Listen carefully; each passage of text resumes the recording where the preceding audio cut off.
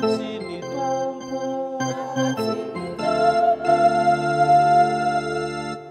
no miamina.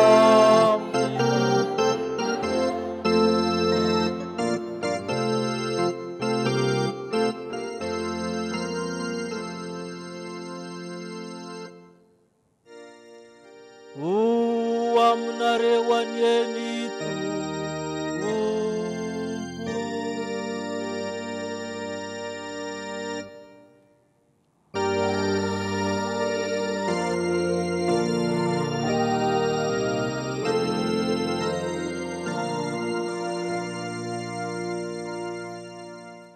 alady fahafitojona 20 aladiny trinité na trinité masina.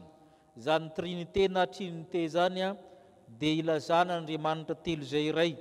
Teny ilazana nanomboka tamin'ireny fiangonana Andriamanitra telo zay iray. Andriamanitra telo miseho amin'ny endrika Andriamanitra iray miseho amin'ny endrika telo, izay le trinité masina. Dia ny lohahevitra amin'ny volana Jona koa dia fihavanana, mihavana ao amin'ny Tompo. Nde tsy kiderin'Andriamanitra amin'ny Salamo 170 ovakina mifandimby izany. Salamo 170 oara amin'ny hira voalahatra dia ny hira 7 amin'ny telonjato amin'ny dininy voalohany faharoa fahaefatra. Salamo 170 ovakina mifandimby izany. Fivavako Mosesy lehilahy n'Andriamanitra, Tompo efa fonenanay hatramin'ny taranaka rehetra ianao. Tsy mbola avy ny tendrombohitra rehetra zao. Dia Andriamanitra ianao hatramin'ny taloha indrindra ka mandrakizay. Mamerina ny olona ho amin'ny vovoka ianao ka manao hoe miverena ry zanak'olombelona. Fa eo masonao ny arivo-taona dia toy ny fandalony maly ary tahaka ny fikorontenany iray amin'ny alina. Mandao azy tahaka ny rika ianao, torimaso izy. Amin'ny maraina dia tahaka ny ahatra mora miova izy. Amin'ny maraina mamono izy nefa mora miova, amin'ny hariva voajinjy izy ka maina. Fa lany ny fahatezeranao izay ary reki-tahotra noho ny fahavoniranao. Ny heloka efa nataonao teo anatrehanao ary ny fahotanay miafina teo amin'ny fahazavan'ny tavanao. Fa ny andronay rehetra efa lasana amin'ny fahatezeranao, efa laninay toy ny heritreritra ny taonanay. 70 taona no andron'ny taonanay ary raha tahiny mateza aza dia 80 taona. Nefa fahasasarana ny zava-poana ny voninay, fa mienina faingana izany ka lasa manidina izahay. Iza no mahafantatra ny herin'ny fahatezeranao sy ny fahavoniranao arak'izay tokony atao fahatahorana anao? Ampianaranay anisan'ny andronay ahazonay fohendry. Miverena Jehovô mandra-pahoviana ary aneneno amin'ny mpanomponao. Vokiso ny famindramponao no maraina izahay mba hiompianay sy hifalianay amin'ny andro rehetra iainanay. Mampifalianay araka ny andro nampahorinao anay sy ny taona nahitanay loza. Ampaiseo amin'ny mpanomponao Ary aoka ho aminay ny fahasoavan'ny Tompo Andriamanitray, ary ampitoera aminay ny asan'ny tananao rehetra. Ny asan'ny tananay ampitoero izy. Amen.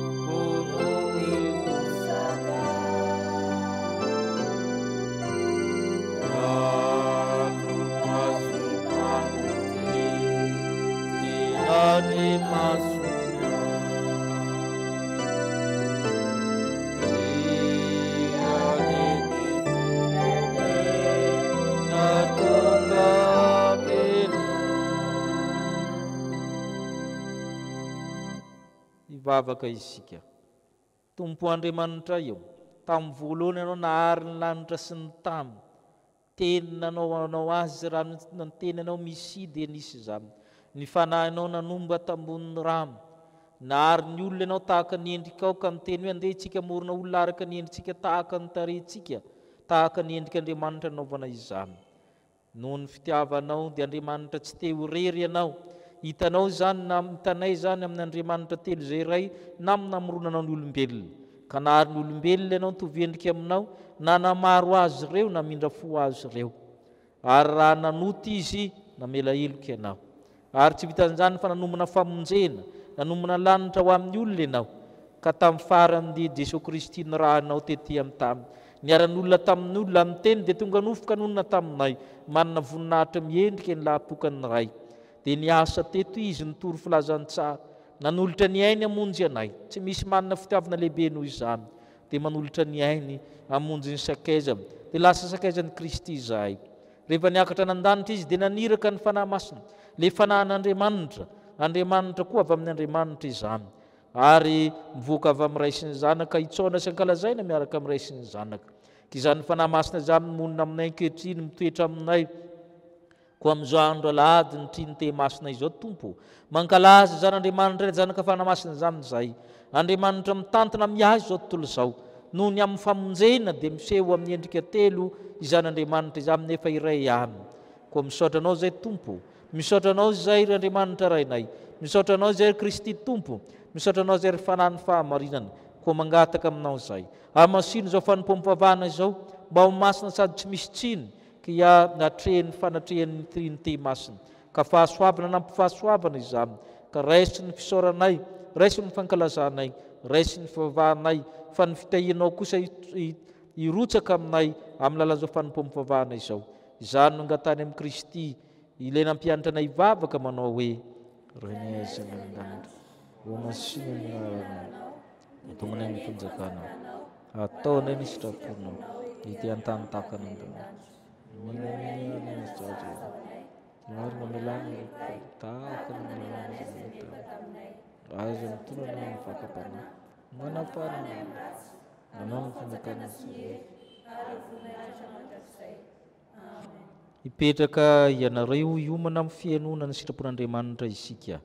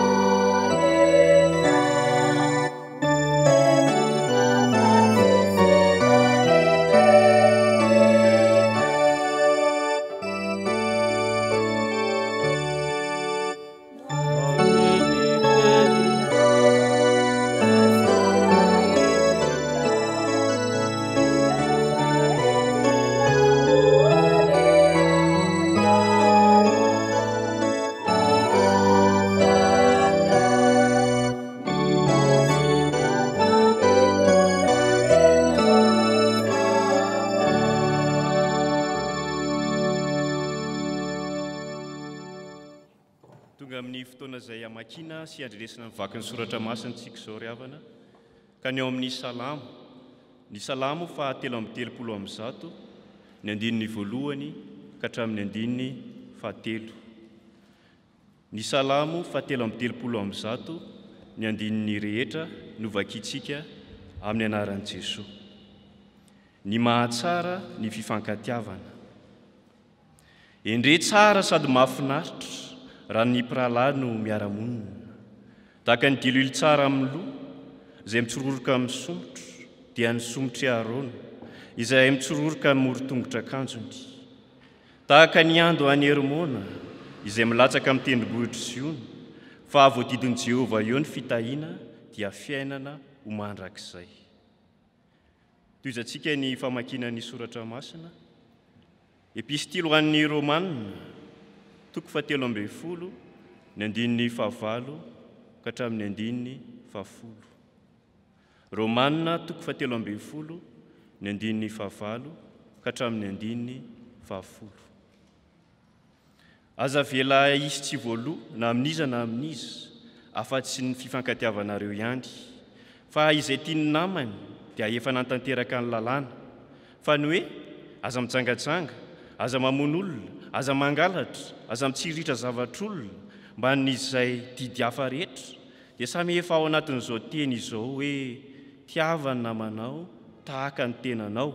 Ny fitiavana tsy manisy ratsy ny namana, koa dia ny fitiavana no fantanterahany lalàna. Faranantsika ny famakiana ny soratra masina, filazantsara araka Jaona 7:20 ny andininy 4:30 sy ny andininy 5:30. Jaona 7:20 ny andininy 4:30 sy ny andininy 5:30. Rehefa hitantsika izany dia ndeha tsika hitsangana hamaky ny filazantsara. Didy vaovao no omeko anareo, dia ny mba hifankatiavanareo.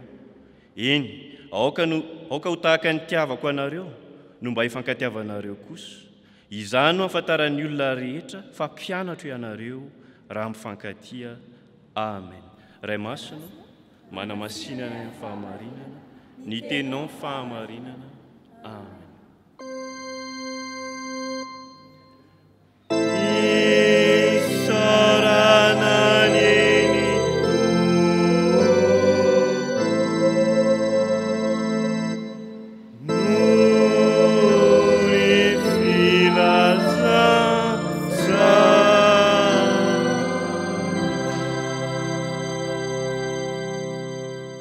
Iombona mivavaka isika. Misaotra anao izay ary Andriamanitra ray, Zanaka, Fanahy Masina, satria mbola afaka nandre ny teninao izahay. Eny, tia anay tokoa ianao, ary ianao dia mampianatra anay hifankatia. Ankehitriny ary dia eny ny teninao soa sady feno fitiavana izahay, izay ambara ny mpanomponao. Ka ianao Fanahy Masina no amenao anay tsirairay avy izao, ahafahanay mandray, ahafahanay mahafantatra marina izany fitiavanao izany. Amin'ny anaranao Jesosy nanaovanay izany vavaka izany. Amen.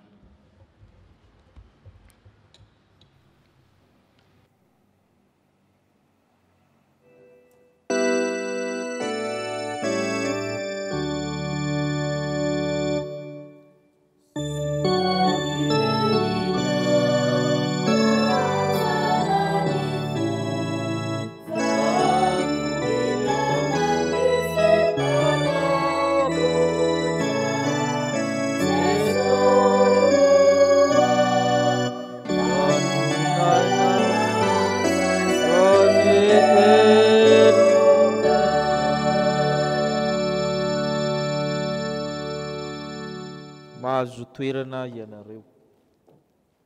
Ho amintsika rehetra ny fahasoavana ampiadana Andriamanitra raintsika izay rain'i Jesosy Kristy Tompontsika, ny fahasoavana avy amin'ny Jesosy Kristy Tompo ary ny fampiraisanaina avy amin'ny fanahy masina. Jaona 7:20. Anisan'ny perikopa malaza ao amin'ny Jaona ny Jaona 7:20, satria eno manomboka amin'ny fizarana lehibe faharoan'ny Jaona. Ny Jaona 1 hatramin'ny 2:20 dia teny sy asa nataon'i Jesosy mason'ny Jiosy. Mason'ny Jiosy izy miteny tany Galili, tany Jerusalemy mason'ny Jiosy. Fa manomboka amin'ny 3:20 hatramin'ny 7:20 dia tsisy Jiosy tsony teo, ny Jiosy vahoaka zany fa ny mpianatra irery ihany. Tandremo tsara rehefa mamaky ny Jaona 7:20 reny hatramin'ny 7:20 tsisy olona hafa nanatrika teo fa ny mpianatra ihany. Raha miteny Jesosy amin'ilay teny malaza hoe aza malahelo ny fonareo, mpianatra ihany teo satria 4:20 iny. Raha miteny Jesosy izany voaloboka ianareo ny sampana, tsisy olon-kafa teo fa ny mpianatra ihany. I 7:20 hatramin'ny 7:20 tafiditra amin'ny hoe lahateny lavabe nataon'i Jesosy, lahateny fanaovam-beloma, discours d'adieu, izay efa niresahantsika ho antsika izay nanaraka ny herinandro ny fanahy masina. Mampiavaka amin'ny 7:20 koa ankoatran'izay rehetrarehetra izay dia io no misy an'ilay fanasan-tongotra, le fanasan-tongotra malaza nataon'i Jesosy, izay nasolo ny perikopany fanasan'ny tompo.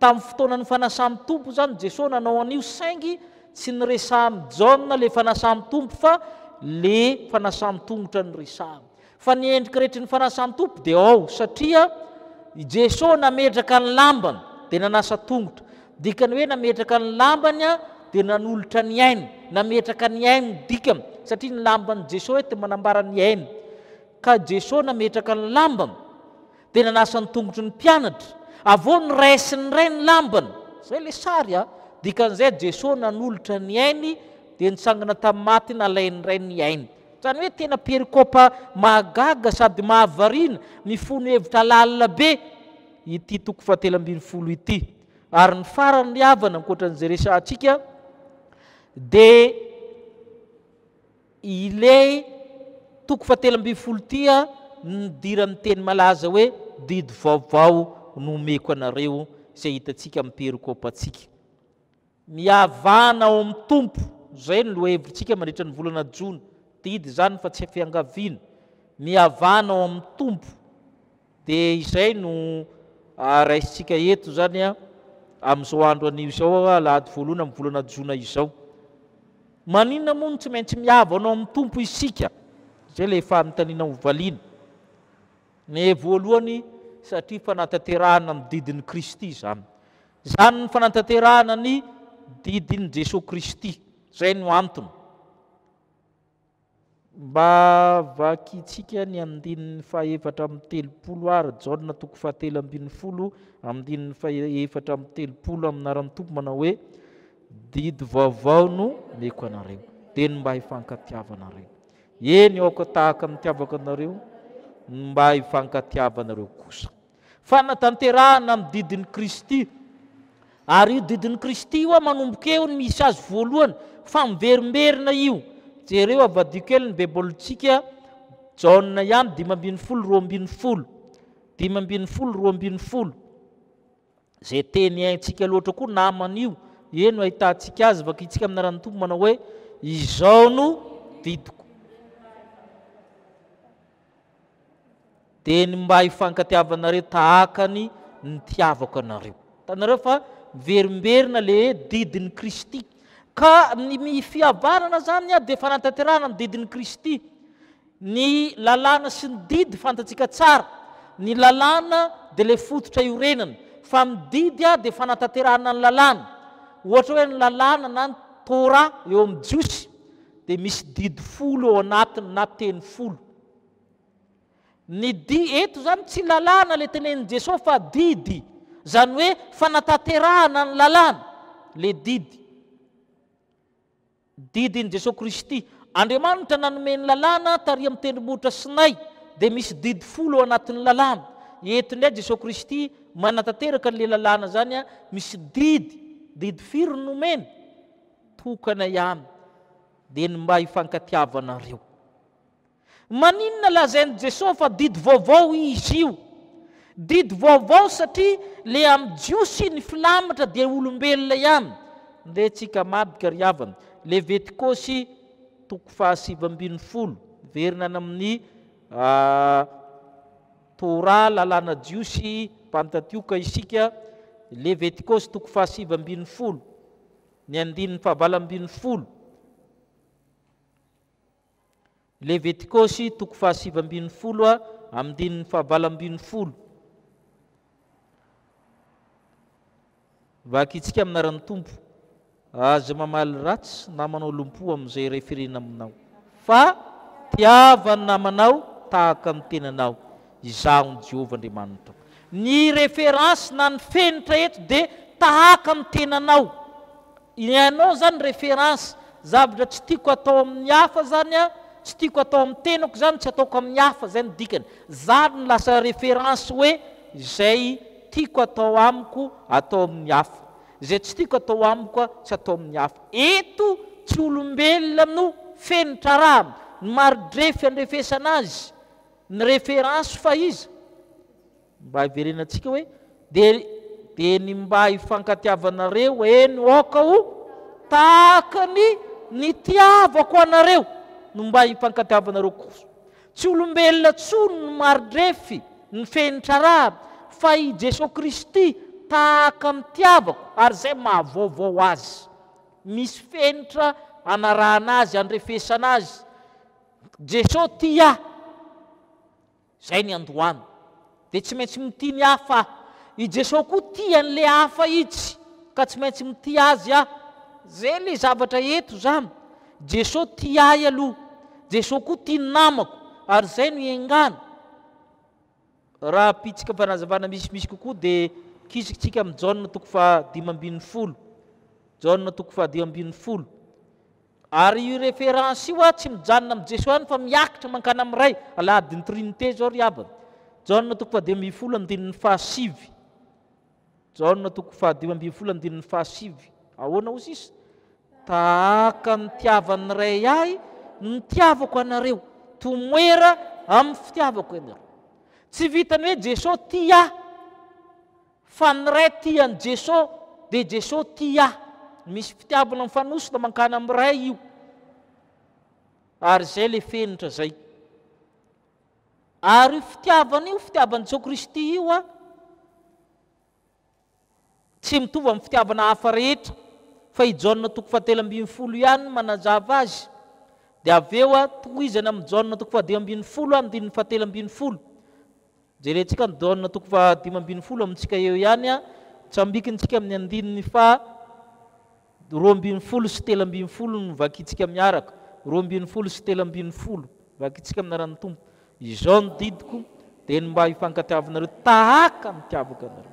Tsy misy manana fitiavana lehibe noho izao dia ny manolotra ny ainy hamonjy ny sakay. Ny faratampony fitiavana io ohatra nataon'i Jesosy Kristy dia ny fahafatesana. Fitiavana manolotra ny ainy. Ary io zany no foto-kevitra resamin'ny Jaona manontolo.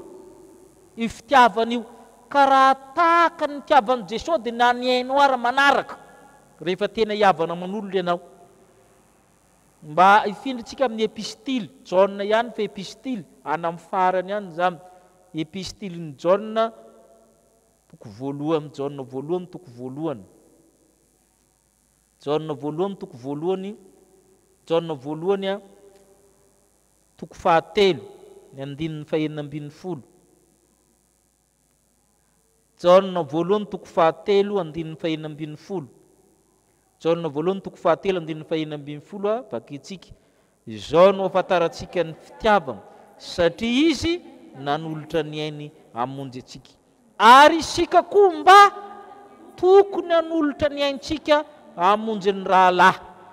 Mifanohitra be amin'ilay hoe raha faty aho matesa rahavana. Fa ino tokony hahitsy hoe raha faty rahavana matesa aho. Zay ny an'i Kristy. Zay ny an'i Kristy. Zay ny an'i Kristy. Ary zay mahadidy vaovao azy. Tsy misy manana fitiavana lehibe n'izao. Dia ny manolotra ny aina hamonjy. Didy natao ankatoavina. Tsy fiangaviana io. Fa didy natao ankatoavina satria didy zany tsy maintsy ankatoavina zany. Ary mahafaty ny fandikana ny didy mahavery. Didy efa tanteraka tao amin'ny Kristy. Izy ny modely efa nanao Kristy fa azo tanterahana tsara izany. Na ny ainy azy. Nizary izy, nanome izy, nanasitrana izy, nanampy izy, niara-monina tamin'ny olona izy, ary maty mihitsy izy. Azo tanterahana tsara izany didy izany. Ary zany mahatonga ny Paoly apôstôly mamerina an'io amin'ny Romanina toko 12. Romanina toko 13 tamin'ny perikôpantsika teo. Amin'ny Paoly dia trosany fifankatiavana. Trosa le izy. Satria fofo ihany le izy dia hovakitsika le izy. Jaona toko 13 perikôpantsika teo andininy 9 hatramin'ny 10 amin'ny aran'ny Tompo. Aza avela izy tsy voaloha na amin'iza na amin'iza hafa ny fifankatiavana roy aminy. Fa izay tiany namany dia efa natateraka ny lalàna. Fa ny hoe aza mijangajanga, aza mamono olona, aza mangalatra, aza mitseritra zavatr'olona mba mididy hafa rehetra dia samy efa anatin'izao teny izao. Tiavana manao tahaka ny tenana. Ny fitiavana tsy manisy ratsy namana, ka dia ny fitiavana ny fahatetarana. Tsy tsara ny manantrosa ho Paoly amin'ny kristianina tamin'ny Roma. Aloavy daholo ny trosanao na amin'izy trosa vola trosa asa tahaka ny valiny tanana sy ny sisa aloavo daholo tsy tsara ny anan'olona trosa famangina havana trosa fanotronana miara mifaly amin'izay mifaly miara ory fa ny trosa-pitiavana aza vela ho voaloha maninona moa zany tsy mety voaloha zany tsy mety vita ny fanehoam-pitiavana zay midika amin'ny teny hoe aza vela isatsy voaloha amin'izy na amin'izy afatsy ny fifankatiavana aza mora afa-po rehefa ty olona zay midikan'izay fa ny fitiavana dia trosatsy voaloha ny tiavany ray aman-dreninao anao ankizy kely sekola lahady io trosatsy voaloha so mieritreritra andohany inona hoe anaovako trano izy takan'izany rehefa lehibe trosatsy voaloha ny fifankatiavan'ny mpivady dia trosatsy voaloha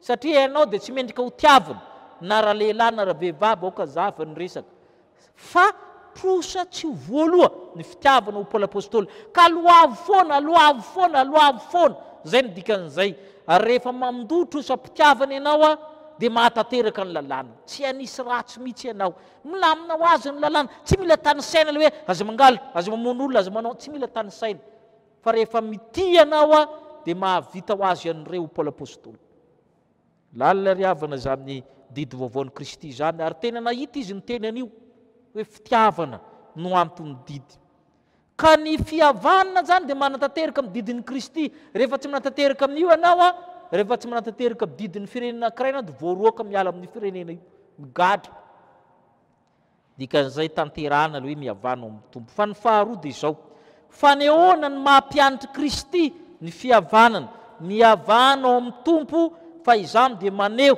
fa mpianatry Kristy ianao verenantsika Jaona 7:10 andinin'ny 5:30 Jaona 7:10 andinin'ny 5:30 ny perikopantsika vakitsika amin'ny anaran'ny tompo izany no hafantaran'ny olona rehetra fa mpianatra ianareo raha mifankatia tsy hoe raha mivingitra baiboly na hoe mankana am-piangonana fa raha maninona mifankatia zay no ao mba aseho amin'ny olona rehetra mba aseho ny fitiavana ny Kristy fitiavan'ny Kristy zany tsy hita amin'ny olona 2000 taona lasa zany Kristy maty zany tsy hita amin'ny olona tsy hay amin'ny olona tsy fantatry amin'ny olona fa izasy ianao raha mifankatia manjary fantatry ny olona gaga amin'ny olona hoe maninona koa moa reny olona tsy mpiavana akory nefa ohatran'izay ny fifankatiavana inona navotanao an'io fangaha io avanao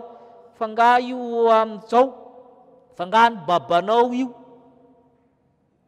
fa zay le fitiavana dia manjary hita amin'ny olona i Kristy hita amin'ny olona i Kristy rehefa mifankatia isika ary ny hita amin'ny olona amintsika hoe mpianatra izy reny ny mpianatra dia makatahaka ny mpampianatra ny fampianarana tamin'ny andron'i Jesosy dia pédagogie de l'imitation pédagogiany fakantahaka ny mpianatra dia makatahaka ny mpampianatra ka mora fantatra hoe reny mpianatra Sokraty Platon dia Platon koa mpampianatra Aristote ka ny zavatra mitenen'ny Sokraty rehetra tsy misy nahafantatra raha tsy Platon ny resaka azy satria fantana arabaky-teny fantana amin'ny Tsiprieny ary nitoetra tao amin'ny Platon ihany raisina Aristote ohatra izay ny fampianarana tamin'ny andron'ny Grika ny mpianatra dia makatahaka ny mpampianatra raha vao mandeha ny olona dia fantatra reny stoika reny sofista reny fantatra rehefa mandeha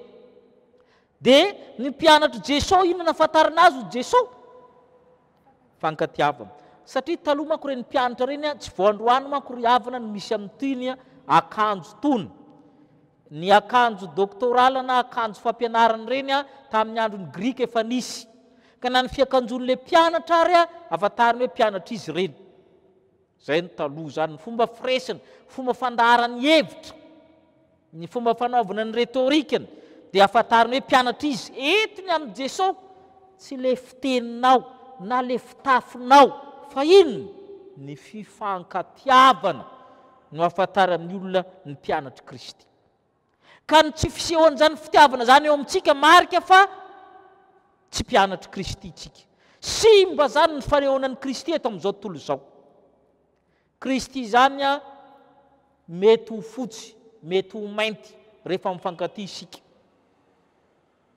Satria ianao no Kristy hita amin'ny olona. Zay le Kristy. Mety ho mainty hoditra izy a, mety ho fotsy hoditra izy a, mety ho kely maso izy a, mety olona fo kely izy a, mety ho lava be. Rehefa mifankatia ny mpianatra dia mahita ny Kristy naiza amin'ny olona. Ary zay no mahatonga ny Kristy miteny hoe izaho no afantarana amin'ny olona rehetra fa mpianatra raha mifankatia, miresaka an'izany ny Salamo 4:30 ny vakina tamintsika teo. Tsara sady mahafinaritra zay le hoe ny mahasoa sy ny mahafinaritra araka ny resantsika. Raha misy fifankatiavan'ny mpirahalahy dia sady mahasoa io no mahafinaritra. Tahaka amin'ny diloilo tsara, diloilo dia mariky ny ositra masina, mariky ny fitahiana Andriamanitra, mirotsaka ny fitahiana, resy lahatra Andriamanitra ka mitaha raha maneho fitiavana ny hafa ianao. Manambara fivavahana marina koa ny diloilo manitra, emboka manitra. Ka ny fitahiana avy amin'ny Hermona, tenibohitra anankiray, lasa mifindrana amin'ny tenibohitra Zona. Mifindra le fitiavana ka lasa fitahiana sy fiainana mandrakizay. Izay toeran'ny fitiavana, ny toeran'Andriamanitra. Ary zay zany a no atao hoe miavahana amin'ny tompo ankehitriny. Satria manina ho isika manatanteraka amin'ny didin'ny Kristy isika, didy vaovao. Ary zay mahatonga ny Jaona nanalohany miteny hoe tsy didy tsy didy vaovao koa fa didy ela, satria efa tamin'ny andron'ny Jaona tiarina zany efa nitenen'ny Kristy io, ka didy fanatanterana ny didin'ny Kristy izany. Ary ny faharoa, hanehoan'ny olona fa hanehoantsika mason'ny olona rehetra fa mpianatry Kristy isika, tokony ho hafa ny fanehoam-pitiavana ataonao amin'ny olona, fa mpianatry Kristy ianao naiza mandeha. Zay ihany ny référence, fa tsy hoe mahavita batisa ihany na mahampandray ihany na mahadekona ihany, fa mitena izy dia ny fanehoana ny fitiavan'ny Kristy ao amin'ny olona. Dia zay no voatarina hoe mpianatry Kristy ianao dia mahazo anarana hoe Kristianina. Ho an'Andriamanitra irery ny voninahitra. Amen.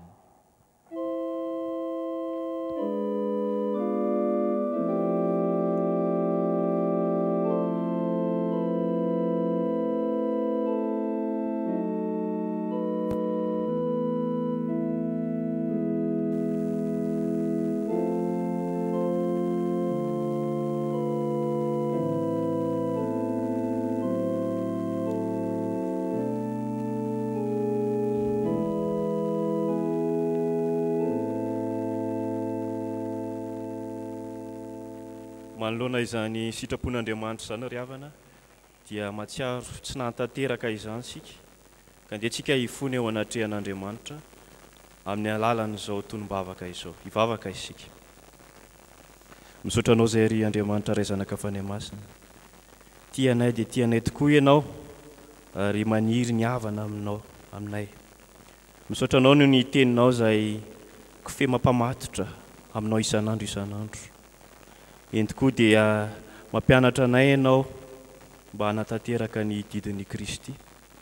Eny fitiavana tahaka ny tiavanao anay Andriamanitra. Fitiavana ilay tena modely tokoa. Didy vaovao izay nomenao. Eny manoloana izany anefa dia tsy mahay mamaly fitianao izahay, ary tsy mahay mitia ny namanay ihany koa. Refesinay amin'ny zavatra hita maso, refesinay amin'ny fihetsika, vola sy maro isan-karazany ny fitiavan'ny olona. Kanefa tokony ataonay ohatra ny fitiavanao Andriamanitra, ataonay modely ny fitiavanao Jesosy Kristy, nanolotra ny hainao mba hamonjy anay. Ento koa Andriamanitra, mifona aminao izahay satria tsy tianao, mifona aminao izahay satria tsy tia ny namanay. Eny mihevitra izahay fa ny mampianatra anay, mpianatra anay dia ny fihetsika ivelany, ny mahavita batisa, ny maha-kristianina, mampitandrina dekona, mpiandry. Kanefa ny tena halalana fa mpianatra ao izahay dia ny fitiavana izay ao anatinay. Ka ankehitriny ary izahay dia mahatsiaro tokoa fa maro ny trosa-pitiavana tsy nefanay. Maro ny zavatra tokony ataonay amin'ny namanay tsy ataonay. Eritreretinay fa voavidy izany fitiavana izany. Eritreretinay fa efa azonay izany fitiavana izany. Kanefa mahatsiaro tokoa izahay fa feno ny fahotana. Mahatsiaro tokoa izahay fa mialina ny namanay, mitsiriritra ny fanana amin'ny namanay. Eny, izany no mameno ny fonay ankehitriny. Ka ankehitriny izahay Andriamanitro, mangataka fifonana aminao izahay. Ianao tokoa ane amin'ny alalan'ny fanahinao masina no ampitoetra izany fitiavana izany ao anatinay tsirairay avy, mba ho mpianatra mankatoy izahay, ary iseho manoloana an'izao tontolo izao fa mpianatrao, ary ny fitiavana izay efa nomenao ane ameno anay tsirairay avy. Ka dia mifona, mitalao, ary mangataka famelan-keloka avy aminao izahay, satria tokoa ny fitiavana izay iverinay dia fitiavana manavakavaka, izay tianay ihany no tianay. Ka inona no ataonay mihoatra noho ny sasany? Nataonay mihoatra noho ny sasany dia amin'ny alalan'ny fitiavanao izay tsy manavakavaka niza, na tsy mitovy loko, tsy mitovy firazanana, tsy mitovy fiaviana, dia mihavana satria iray ihany ny fanahinao masina izay nomenao, izay mampiray anay. Izany vavaka ataonay amin'ny anaranao Jesosy. Amen.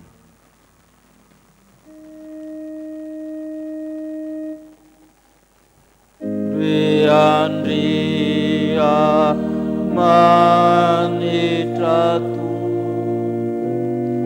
ayawanda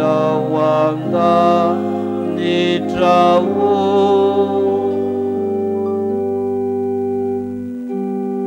amin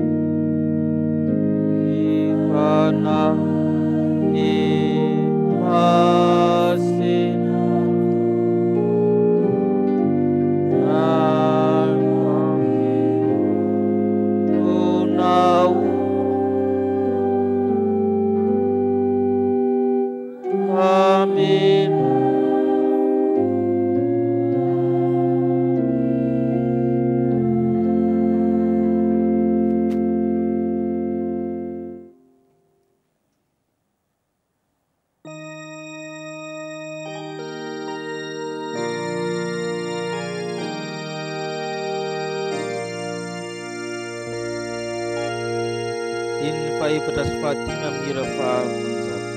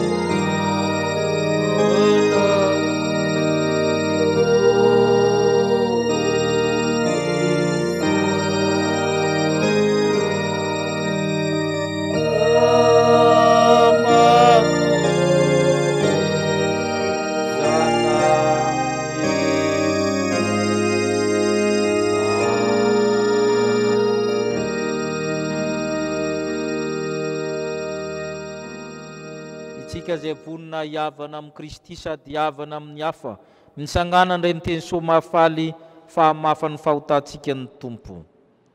Hoy ny apôstôly masina, raha misy olo amin'ny Kristy dia olona vaovao ireo. Zany rehetra zany dia avy amin'Andriamanitra izay mampiavana antsika amin'izao tontolo izao. Ka irika solon'ny Kristy izahay, toa an'Andriamanitra mampangataka ny aminareo, solon'ny Kristy izahay ka mangataka indrindra aminareo hoe mihavana amin'Andriamanitra ny ianareo. Kristy izay tsy nalala ota, efa nataony ota hamonjy antsika mba ho fahamarin'Andriamanitra ho aminy kosa isika. Noho zany ary havana, dia voavela sy voafafa avokoa ny fahotanareo ny aminaran'ny Kristy Tompo, koa samia mideran'ny Tompo ianareo.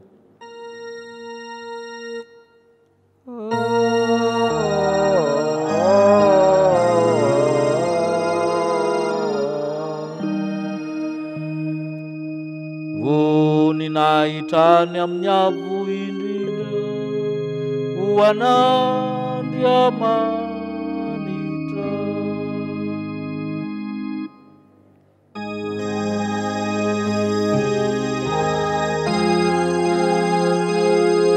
hoety eneta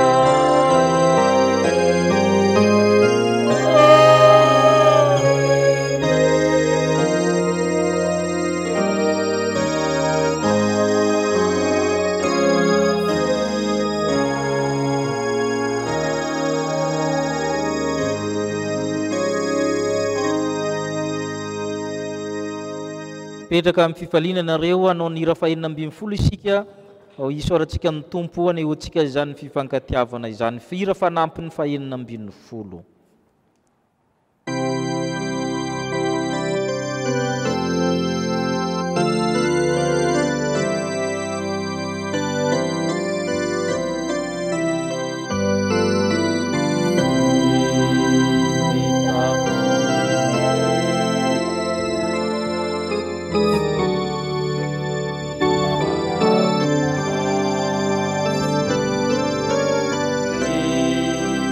Asa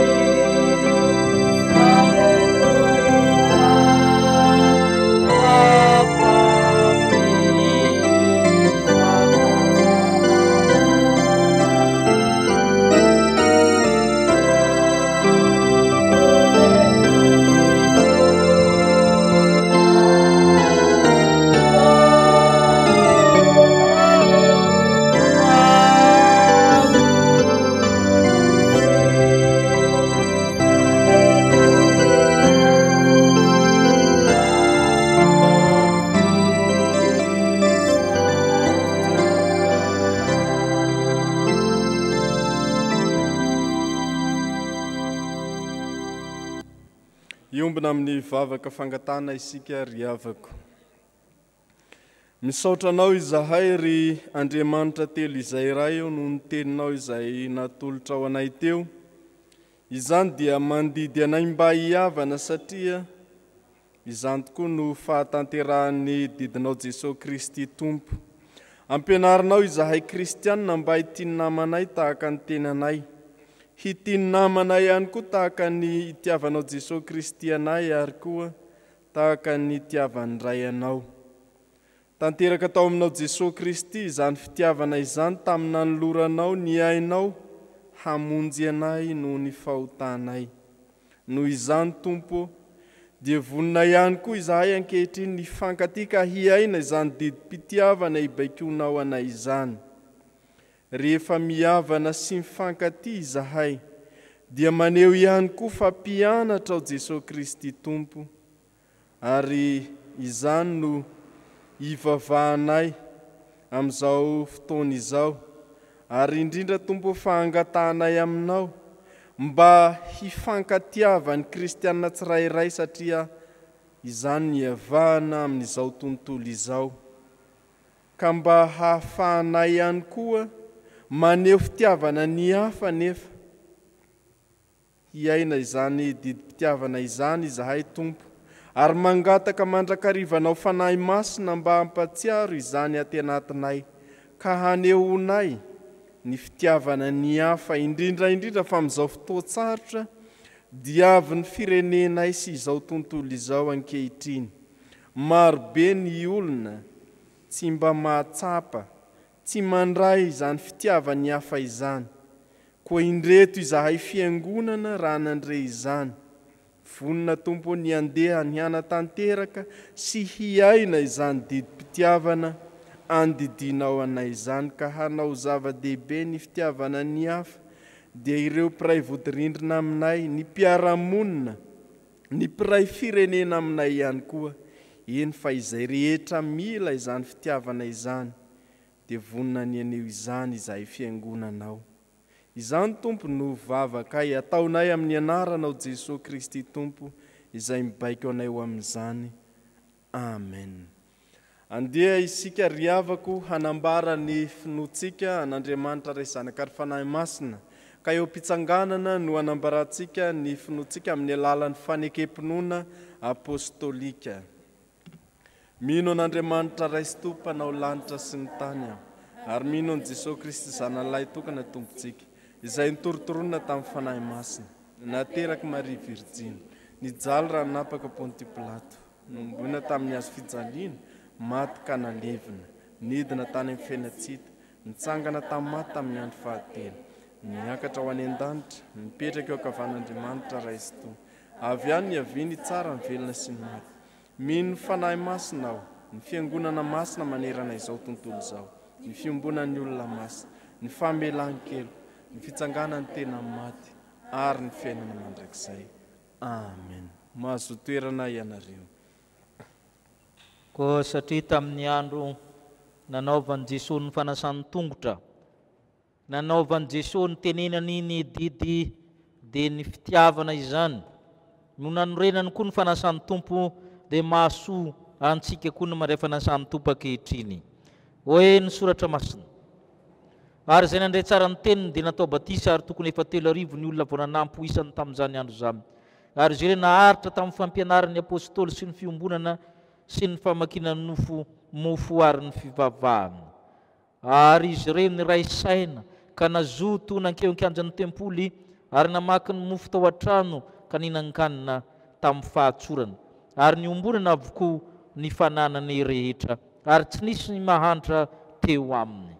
Velatra amalona antsika ry havana izao fanasana masina izao, manambara ny fanatria amin'ny Tompo, fahasoavana azy trapahitanina sy raisitsika amin'ny alalan'ny famantarana hita maso, koa asandrato amin'ny Tompo ny fonareo. Mety sy mahavonjy ary tokony atany Tompo ny misaotra sy mankalaza anao, noho ny aminao izay Tompon'ny Tompo mpanjakan'ny mpanjaka any an-danitra, dia misaotra anao zahay sy moderanao miaraka amin'ireo anjely any an-danitra, ny kerubima sy ny serafimy rakotry ny elany, niarika anjely, ny mpaminany, misy ny olom-boavitra efa tonga aminao, koa mianta aminao zay ry fanahy masina io mba ento koa ny fiobinay mba hiakatra nandanitra dia le fiobiana manao hoe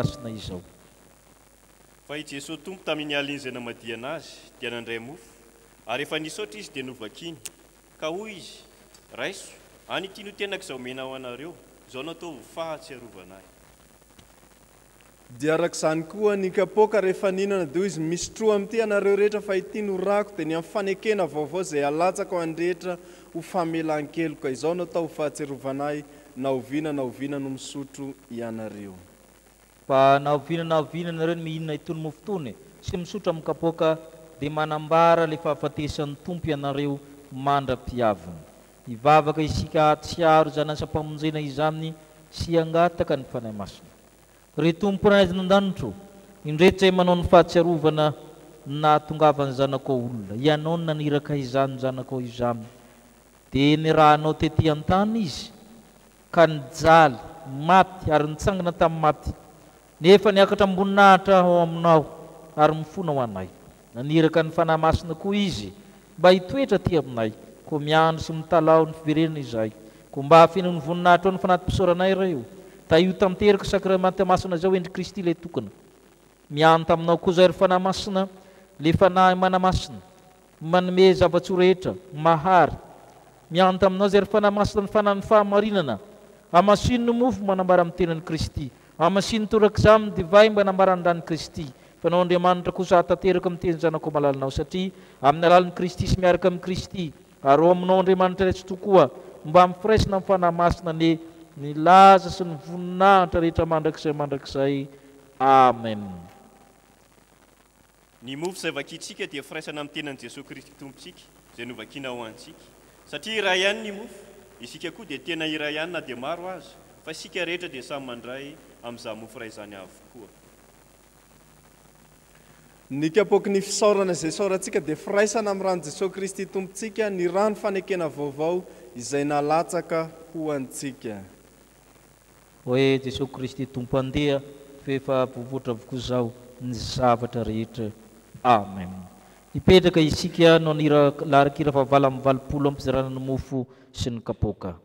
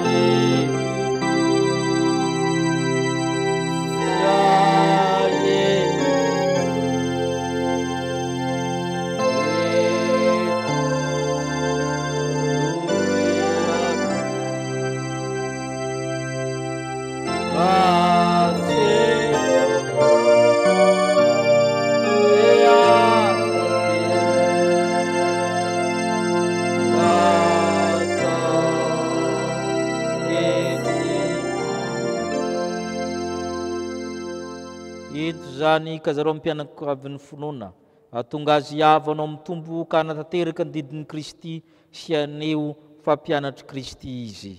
Amen.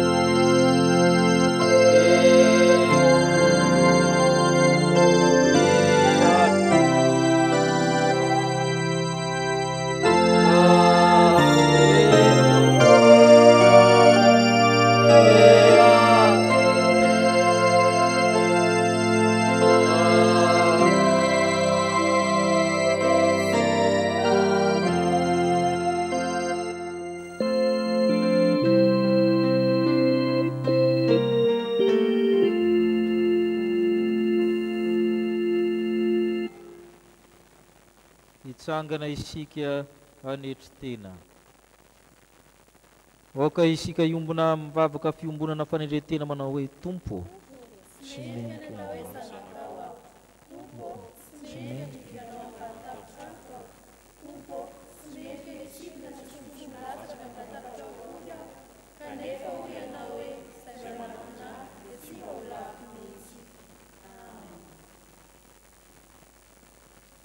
ny tenanao no natolotra ny ranao dia nalatsaka. Telo amby 200 ny andininy fahaefatra.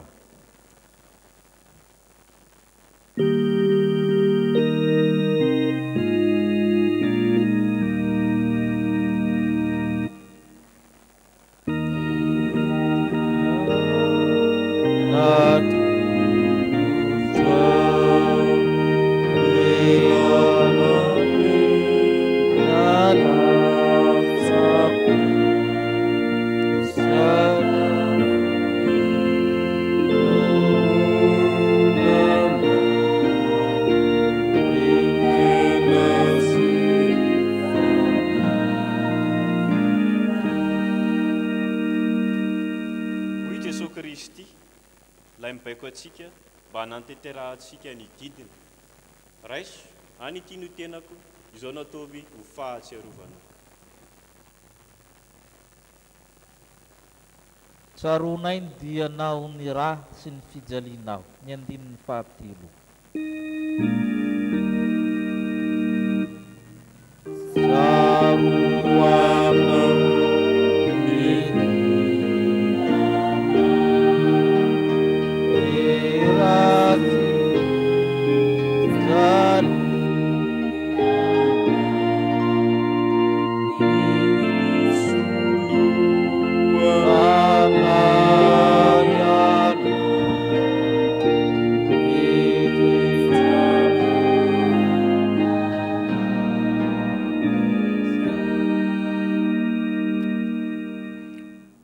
Jesosy Kristy Tompo izay mibaiko atsika mba hiavanao amin'ny Tompo fa izany no fanehoana ny mampianany atsika hoe misy tro amin'ity anareo rehetra fa ity no rako dia ny amin'ny fanekena vaovao izay alatsako andrehetra ho famelan-keloka.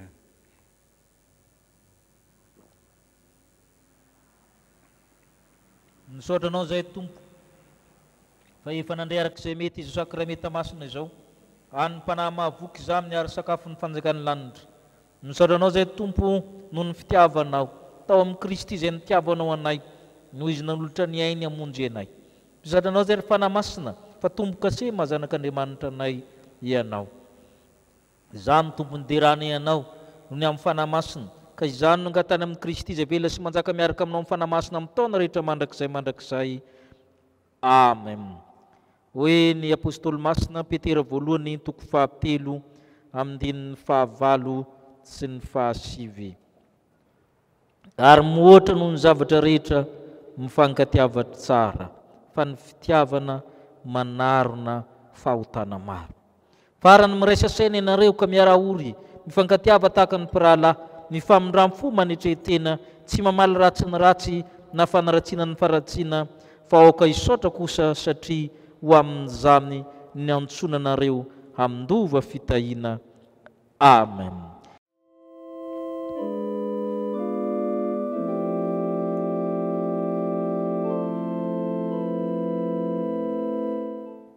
Mba mangataka ny renim-pianakaviana rehetra hitsangana zany amin'izao fetiny reny izao. Izao ny soratra masina atolotra anareo Petera voalohany toko fahatelo ny andininy fahatelo sy ny fahaefatra. Andininy fahatelo sy ny fahaefatra. Aroka ny firavahanareo tsy ho zavatra eny ivelany toy ny firandranam-bolo sy ny firava-bolamena na fiakanjona, fa aoka ho toetra miafina ao am-po izay tsy mety lo dia fanahy malemy sady miadana izay soa indrindra hoe masin'Andriamanitra fa tahaka izany ny ravahan'ny vehivavy masina fahiny.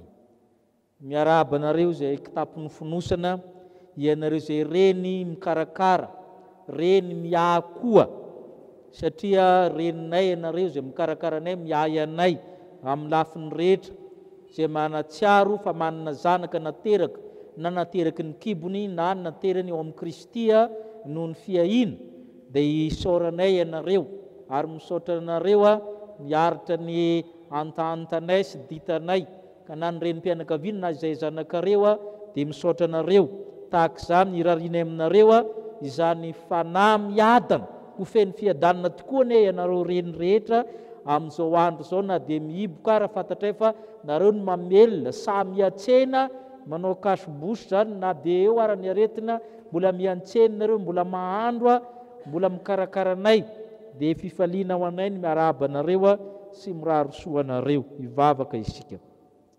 Misaotra anao zay Andriamanitra fa nomenao reny miahy, mikarakara, mivavaka, mitondra mibavaka ary manome teny mamy manoratra ho anay hatrany ampitan-dranomasina traizatraiza. Ny fony reny dia malalaka tokoa ary mivelatra omby anay rehetra. Mivavaka azy rezo hoe menao fahasalamana, iry sy tanjaka. Menao azy tokoa zany fo miadana zany, za toetra masinao am-po araka mitonon'ny Petera apôstôly teo mba hifalianay fa manandreny zay naiza naiza lehanay. Ko mivavaka koa zay ho an'izay reny sahirana mafy mitady zay ho an'ny zanany ankehitriny, tsaronay mivavaka izy ireo.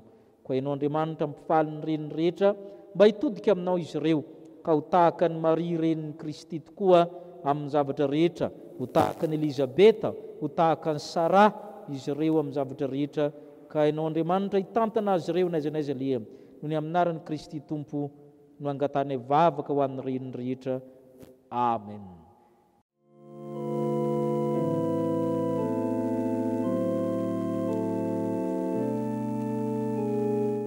Hipetraka amin'ny fifaliana isika ry havana hanao ny rakim-pisaorana sy ny rakitra ny era fafita amin'ny 800.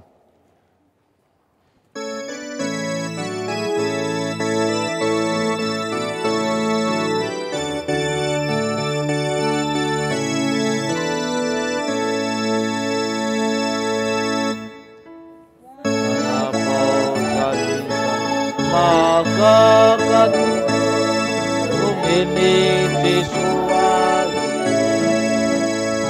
rasa pati pana di zamapa ini Jesuai diri kami bisa di ini bisa di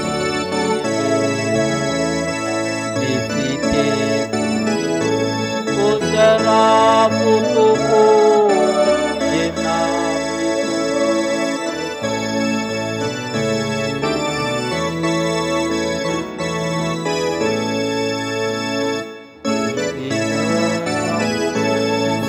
sia-siakan berubah diri ini samamu ketetami kuat bisa hadapi bisa ini tapi bisa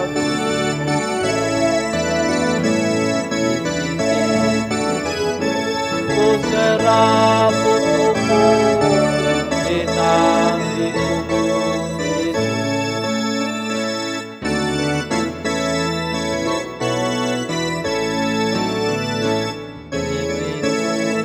di panatina kukebe ituki kupataka sana-sana nabili punari desaku manusu kami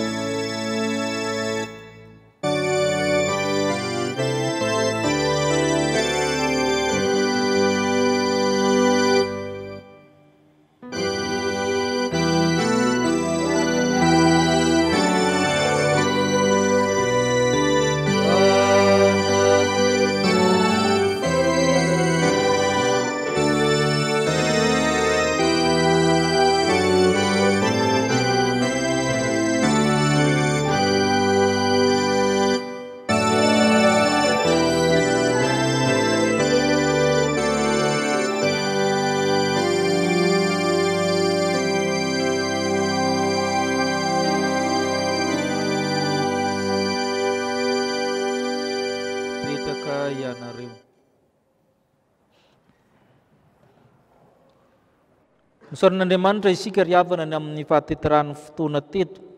Ny vaovaontsika misy hatrany ny sakramentan'ny batisa atao amin'ny fotoana manokana zoma hariva sabotsy alahady anelakilaky ny fotoan'ny mpivavahana anankiroa.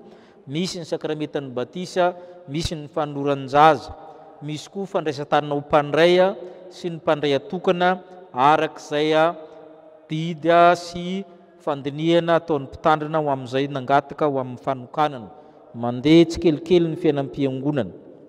Tonga amin'ny fotoanany rojombavaka isika, tsy adininay nareo teraka volana jona dia angatanareo hitsangana zay teraka ny volana jona rehetra. Ivavaka isika. Tompo ny arivo taona dia toy ny fandalo maly eo anatrehanao, mandalo tokoa ny andronay. 70 taona 80 taona, eny misy mahery kely. Mampianaranay anisan'ny andronay nananay foendry, koa manisa izany zay, mandrefy izay, manontonona izay, dia mahatsiaro reto avanay reto teraka volana jona, noho ny amin'ny fahasoavanao, famindramponao. Izany no ivavahany ho azy ireo. Ho lava andro, menao fahasoavana, menao ny fifaliana, ka amin'ny anaranao ny arabana azy ireo. Misy ny marary sy manana ny marary ankehitriny, entinay mibavaka, marary ny arety mandoza, aretina miseho isan'andro, aretina tsy fantatra koa ny an'ny sasany, voatery tsy maintsy miasa na dia marary azy. Angatanay ny fahasitratrana ho azy ireo, ka ianao Kristy kasika azy ireo, satria mpanasitrana ianao. Vavaka izay ho an'izay nidonam-pahoriana, eny amin'izao andro sarotra izao mbola nisy fahoriana, tsy afaka namonjy azy ny ankamaroan'ny olona noho ny fiboahana. Ampaherezy izy ireo, ianao no analalana amin'ny enti-manana rehetra, anasitrana ny fotorotoro amin'ny fisarahana mangidy, ampahery azy ireo ianao, ka tsy ambikina tahaka midiery izy idiranao. Vavaka izay ho an'izay manana olana, ao ny tsy manan-koanina, ao ny dira trosa, ao ny hofatrana, ao ny eny amin'ny fitsarana, ao ny olana ara-piarahamonina, amin'ny tenany, amin'ny vady aman-janany, amin'ny hafa. Eny ianao Andriamanitra mahita izany. Amin'izao andro sarotra zao dia mbola manana olana izy ireo. Mamindra fo ianao, ka hijery azy ireo ianao fa zanakao izy ireo, ka mamy olana ianao. Anala ny sangodimpanina sy ny vonan'olana rehetra ianao. Andriamanitra mahery ianao araka ny voalaza teo. Miverena aminay Tompo, aza tezitra aminay. Ko mianta aminao izay amanginy tsirairay isam-baravarana, ka miaraka aminao Kristy izy ireo, ka oninao Andriamanitra ray zanaka fanahy-masina. Maro ny tianay angatahana, na ny mitsangana na ny mipetraka, ianao Andriamanitra malivavaka anay. Ko ny angatahanay Tompo hanome zavatra tsirairay ho amin'ny tokantrano tsirairay, ho amin'ny tsirairay ho amin'ny tokantrano na ny kely na ny lehibe ianao, ka orian'izao fioboana zao dia ifampilaza zay na amin'ny fahasoavana lehibe meno anay tsirairay avy. Andriamanitra tsara sady mpanao ny tsara ianao, ka midiranao zay mankalaza anao, mamalia vavaka, ary na dia mbola tsy mangataka azy zay, izay ray ary manala zavatsoa menany zanakay. Mainky ianao Andriamanitra ray dia mahalala zavatsoa tokoa zay omena ny zanakao, ka faly zay miandra nyzany valim-bavaka izany. Misaotra Andriamanitra ray io noho ny amin'ny fikarakaranao anay zanakao. Misaotra ry Kristy ianao zay zokolahy matoa aminay. Misaotra ry fanahy masina zay papahery anay. Aminaran'ny Kristy rery aminy ny ratanay vavaka. Amen. Tratry ny tsingerin-taona nareo dia manaova fety sambatra. Misaotra Tompo. Marina izao fotoana izao isika no nira voalahatra 580 sy ny 5 atolotra ny tsodrano hitsangana isika. Amen.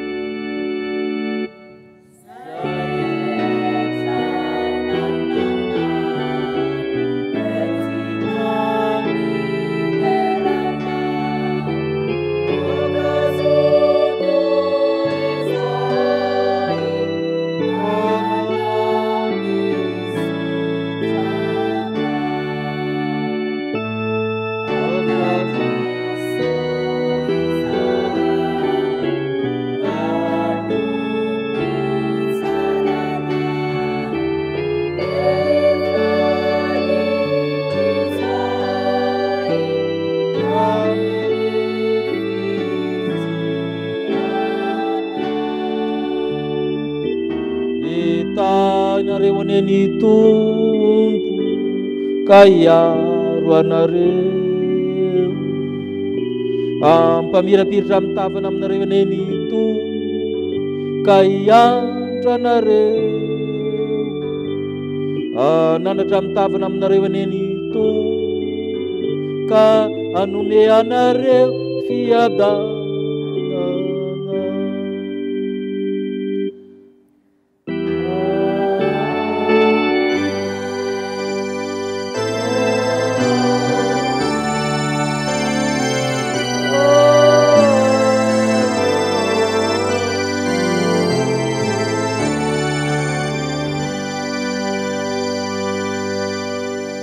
Petraka ivavaka mangina isika. Didy vaovao no omeko anareo, dia ny mba hifankatiavanareo. Eny aoka ho tahaka ny tiavaka anareo no mba hifankatiavanareo kosa. Izany no ahafantarany olona rehetra fa mpianatra ianareo raha mifankatia. Ka ny fahasoavana amin'Jesu Kristy vavolombelona marina lamatoa amin'ny maty, ny fiainana mandrakizay avy aminy, dia eo amintsika rehetra. Ho an'izay tiantsika ne, ka nahatonga antsika ho afaka amin'ny fahotana amin'ny raminy izay efa nanavitra antsika ne, ho azy ny fanjakana, nanaovana antsika mpisorona mandrakizay, ho azy ny voninahitra mandrakizay ho an'Andriamanitra irery ny voninahitra. Amin'ny anaran'ny Ray, ny Zanaka, ary ny Fanahy Masina. Amen.